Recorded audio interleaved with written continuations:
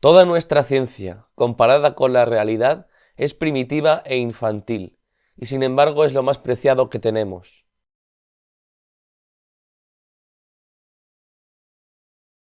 Cuando bajé del avión, el hombre me esperaba con un pedazo de cartón en el que estaba escrito mi nombre. Yo iba a una conferencia de científicos y comentaristas de televisión dedicada a la aparentemente imposible tarea de mejorar la percepción de la ciencia en la televisión comercial. Amablemente, los organizadores me habían enviado un chofer. Mientras nos instalábamos en el coche para emprender el largo recorrido, me dijo que se alegraba de que yo fuera científico, porque tenía muchas preguntas sobre ciencia. ¿Me molestaba? No, no me molestaba. Y nos pusimos a hablar, pero no de ciencia. Él quería hablar de los extraterrestres congelados que languidecían en una base de las fuerzas aéreas cerca de San Antonio, de las profecías de Nostradamus, de astrología. Presentaba cada uno de estos portentosos temas con un entusiasmo lleno de optimismo.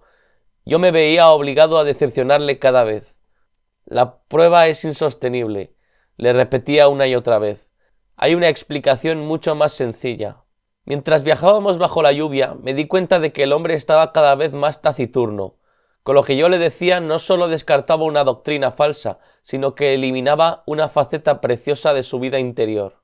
Y sin embargo, hay tantas cosas en la ciencia real, igualmente excitantes y misteriosas, que presentan un desafío intelectual mayor, además de estar mucho más cerca de la verdad. ¿Sabía algo de las moléculas de la vida que se encuentran en el frío y tenue gas entre las estrellas? ¿Y de la elevación del Himalaya cuando la India chocó con Asia? ¿O de cómo los virus construidos como jeringas hipodérmicas deslizan su ADN más allá de las defensas del organismo del anfitrión y subvierten la maquinaria reproductora de las células, o de la búsqueda por radio de inteligencia extraterrestre? No, no había oído nada de todo aquello. Este señor sabía hablar bien, era inteligente y curioso, pero no había oído prácticamente nada de ciencia moderna.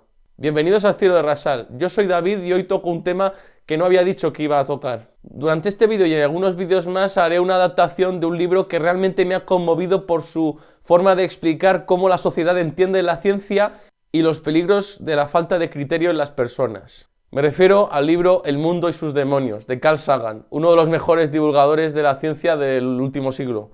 Este libro es realmente crudo, pero sin duda es muy realista. Con estos vídeos solamente pretendo exponer los puntos de vista en los que coincido con Sagan y apoyar una causa que considero fundamental: la libertad a través del pensamiento crítico.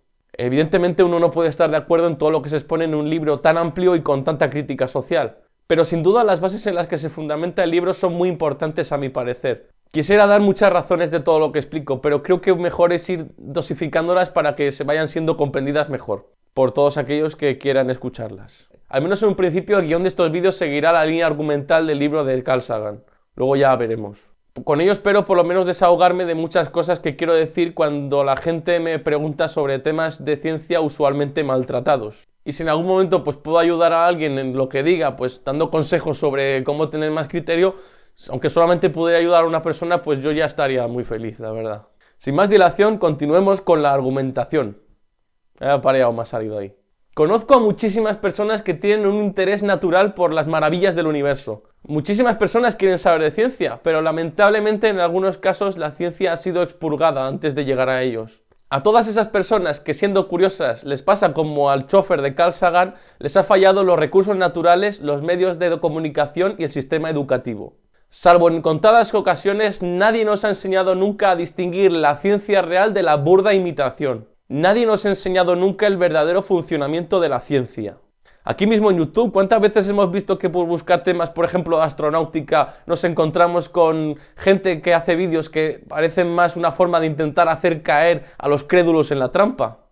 Por otro lado, también hay una cantidad mucho menor de comunicadores de la ciencia que intentan exponer cuáles son las ideas que prevalecen en estos momentos en la ciencia. Pero lo que es realmente complicado de encontrar es todos esos temas tocados desde un punto de vista completamente escéptico. Pero el escepticismo no vende.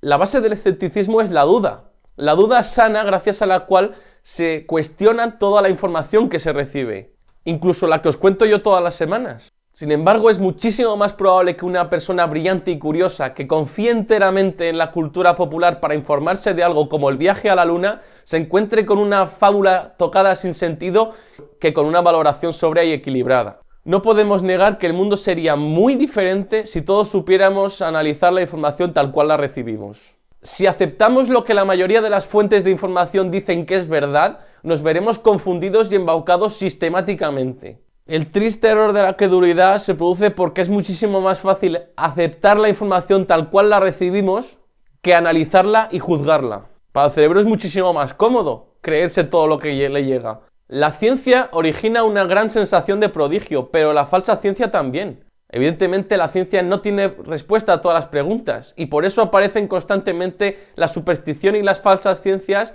para rellenar los huecos que va dejando la ciencia. Y eso es comprensible hasta cierto punto porque todos necesitamos una respuesta rápida a nuestras preguntas, pero en muchas ocasiones la ciencia no puede hacer eso. La diferencia entre la tendencia científica y la no científica a la hora de buscar la verdad es muy simple. La ciencia sabe que cualquier afirmación exige pruebas sólidas para ser aceptada. Las falsas ciencias, sin embargo, no son tan restrictivas a la hora de tomar un asunto como cierto, y esa disyuntiva se refleja en la sociedad. Veamos qué información nos aporta la encuesta de percepción social de la ciencia, realizada por la Fundación Española para la Ciencia y la Tecnología en 2014. Casi el 27% de los encuestados cree que el Sol gira alrededor de la Tierra. El 47% cree que los antibióticos curan enfermedades causadas por virus y no solo por bacterias. El 11,5% niega que los seres humanos provengamos de especies animales anteriores. El 28% cree que toda la radiactividad del planeta es generada por el ser humano. Y casi el 19% cree que los seres humanos convivieron con los dinosaurios. El 54% rechaza de forma directa cualquier tipo de energía nuclear. Un 27% de los encuestados considera la homeopatía muy o bastante científica. ¿Qué significa todo esto? Es muy peligroso que los ciudadanos mantengamos nuestra ignorancia ante temas científicos. Por mencionar algunos, tenemos el calentamiento global, la reducción del ozono, la contaminación del aire, los residuos tóxicos y radiactivos, la lluvia ácida, la erosión del suelo, la deforestación tropical, el crecimiento exponencial de la población, etc.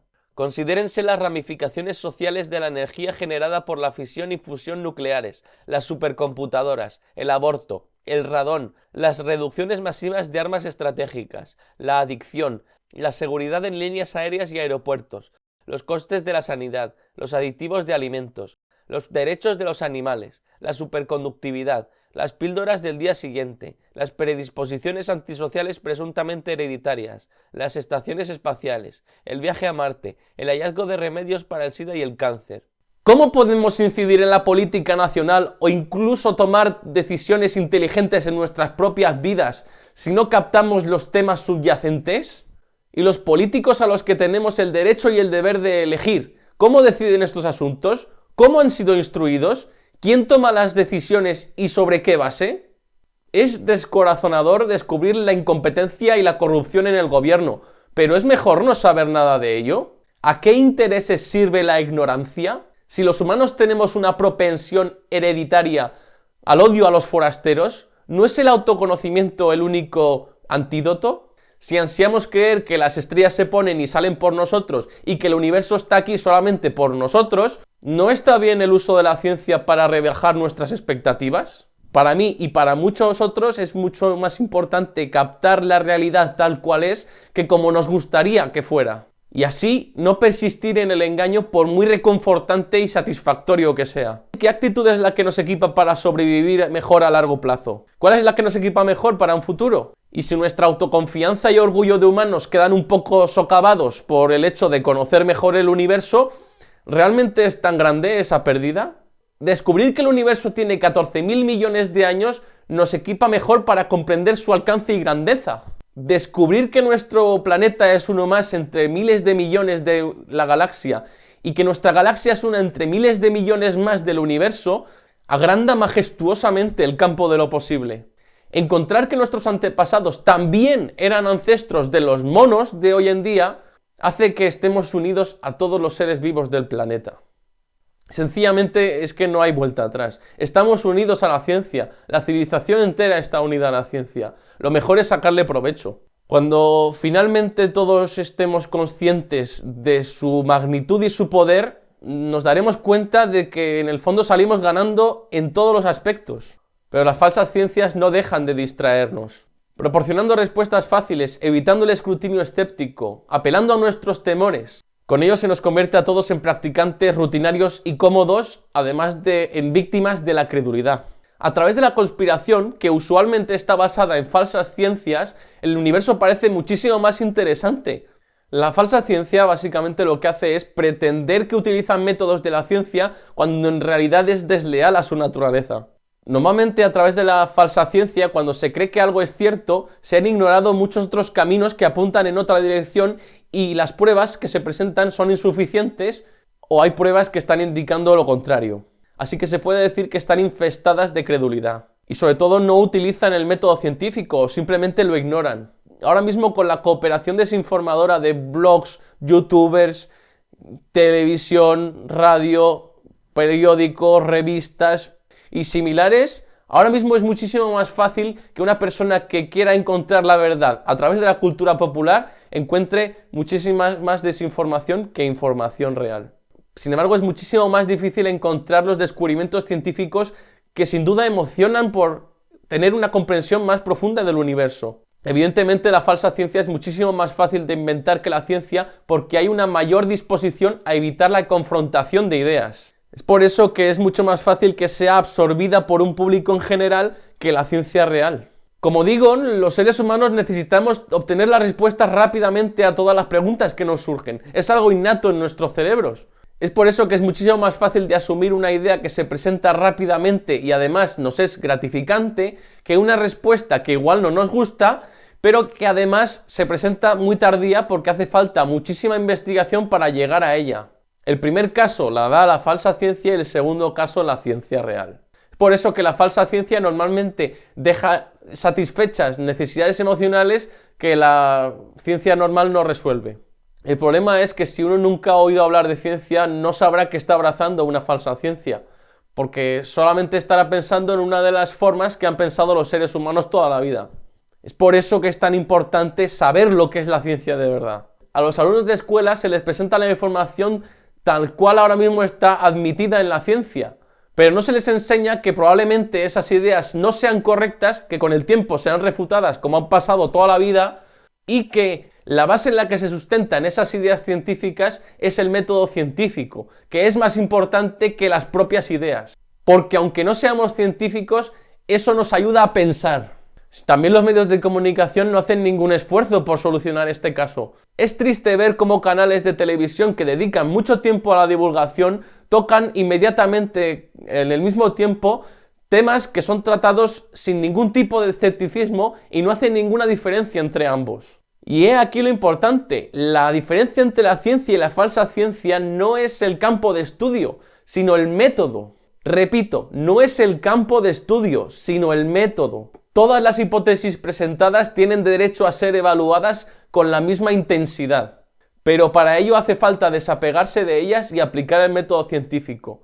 Y desapegarse de ellas, ya os digo yo que es muy complicado. La ciencia avanza con los errores y los va eliminando uno por uno. Los científicos crean constantemente hipótesis, pero esas hipótesis se formulan de forma que puedan ser demostradas o refutadas en un experimento. También nos sucede incluso a los científicos que cuando una teoría a la que tenemos mucho cariño se ve refutada, se sienten afectados nuestros sentimientos de propiedad. Pero se entiende que ese es el método de la empresa científica. No tenemos que apegarnos a nuestras ideas si queremos buscar una verdad más profunda. Cada vez que en las noticias se da a conocer un cambio de nuestro pensamiento científico sobre una teoría o cualquier cosa, la gente se queda perpleja. ¿Pero qué ha pasado? ¿Los científicos han liberado la información? ¿Se están riendo de nosotros? Estos cambios de pensamiento científicos acarrean desconfianza, pero son completamente necesarios. Y se produce la desconfianza por la falta de comprensión en la ciencia. Cada vez que observamos un nuevo fenómeno, tenemos que moldear nuestros modelos para que se encajen con esa observación. Si nuestros modelos dicen que ocurre una cosa y luego ocurre la contraria, el modelo hay que cambiarlo, porque nuestra función es buscar la verdad subyacente. La ciencia es todo lo contrario a la doctrina, pues no solamente plantea hipótesis, sino que busca la forma de refutarlas. En una reunión de científicos se está constantemente debatiendo sobre la realidad de lo que se comenta. No se aceptan las verdades porque sí, y tampoco se niegan porque sí. La falsa ciencia normalmente es todo lo contrario. Los practicantes normalmente se muestran cautos y a la defensiva con sus ideas. Y si luego esas ideas no consiguen cuajar en los científicos, se alega la conspiración. La capacidad motora de la gente sana es casi perfecta. Aprendemos a caminar y a correr y lo recordamos durante toda nuestra vida. Lo mismo cuando vamos en bicicleta. Es algo que se aprende y ya no se olvida. Sin embargo, esto nos da un sentido de confianza extremo en nuestros sentidos. También en nuestras percepciones. Nuestras percepciones son falibles. Una cosa que se enseña siempre en primero de carrera es que no debemos fiarnos de nuestra intuición, porque los sentidos nos engañan. A veces vemos lo que no existe, somos víctimas de ilusiones ópticas, a veces incluso alucinamos y sobre todo tendemos a cometer errores. Es muy sencillo rechazar las pruebas desagradables al igual que dejarse influir por las opiniones de los demás. Somos buenos en algunas cosas, sí, pero no en todo. La sabiduría radica en comprender nuestras limitaciones, y ahí es donde entra el puntilloso rigor escéptico de la ciencia. De ahí que se haga uso de la honestidad y la humildad. Los seres humanos podemos equivocarnos. Quizá la diferencia entre la ciencia y la falsa ciencia es que la primera tiene una comprensión mucho más profunda de las imperfecciones humanas. Si nos negamos constantemente a aceptar que podemos caer en el error, podemos estar seguros de que vamos a estar equivocándonos constantemente. Pero si somos capaces de evaluarnos con un poco de coraje, por muy lamentables que sean las reflexiones que podamos alcanzar, nuestras posibilidades mejoran enormemente. Si las personas que hablamos de todo esto nos limitamos simplemente a comunicar los descubrimientos de la ciencia sin mostrar el método crítico, ¿cómo puede distinguir la gente entre la ciencia y la falsa ciencia? Las dos se presentan como afirmaciones sin fundamento. Es por eso que en mi canal yo siempre trato de mostrar las cosas desde un punto de vista histórico, mostrando también los errores de los científicos, como por ejemplo con el éter. Así se puede mostrar mejor el método que utiliza la ciencia, el método de prueba y error. Es un desafío aclarar la historia actual y los tortuosos caminos que nos han llevado a comprender lo que comprendemos hoy en día. Y también la testarudez ocasional de algunos científicos, como por ejemplo Einstein, que no quería aceptar que la teoría cuántica era cierta. Todo el mundo, hasta el científico considerado más sabio, es susceptible de cometer un error, y la ciencia lo sabe.